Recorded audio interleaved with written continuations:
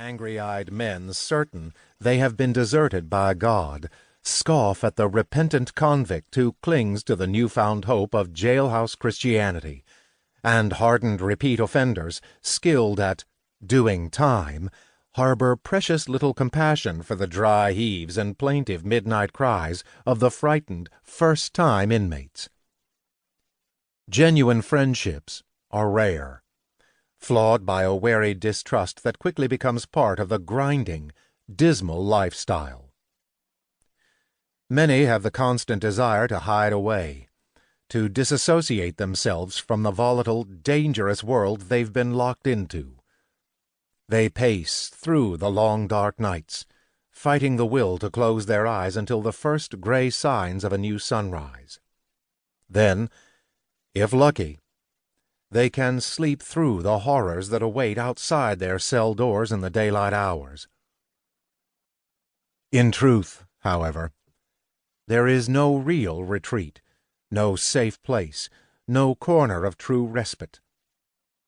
In time, most give up and take their chances in the woe-filled warehouse they've been sentenced to live in, passing the time with menial work in the prison kitchen or laundry, the law library where they search endlessly for some legal loophole that their attorney just might have overlooked, or in classrooms where they study for tests that will ultimately provide them the equivalency of a high school diploma.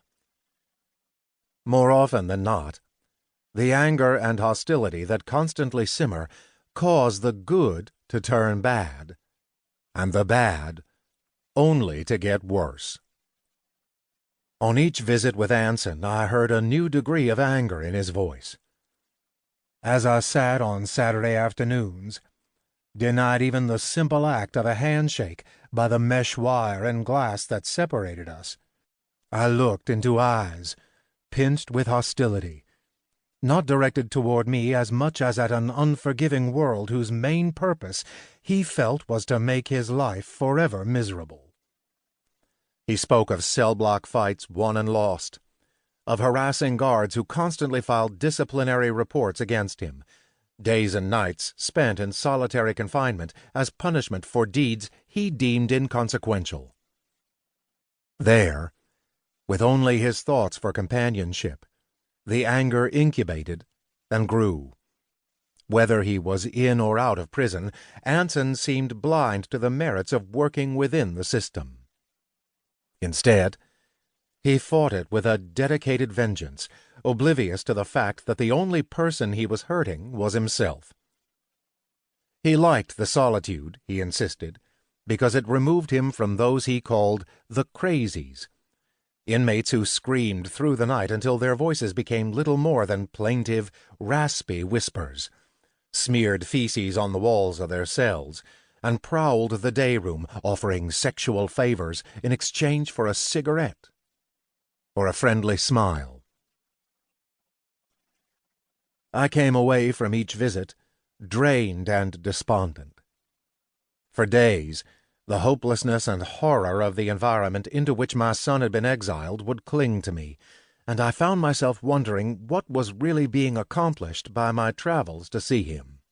We talked rarely of anything substantive. His response to my repeated urgings that he make some special effort to avoid trouble and abide by the rules were shrugs and a litany of unkept promises. His message was clear.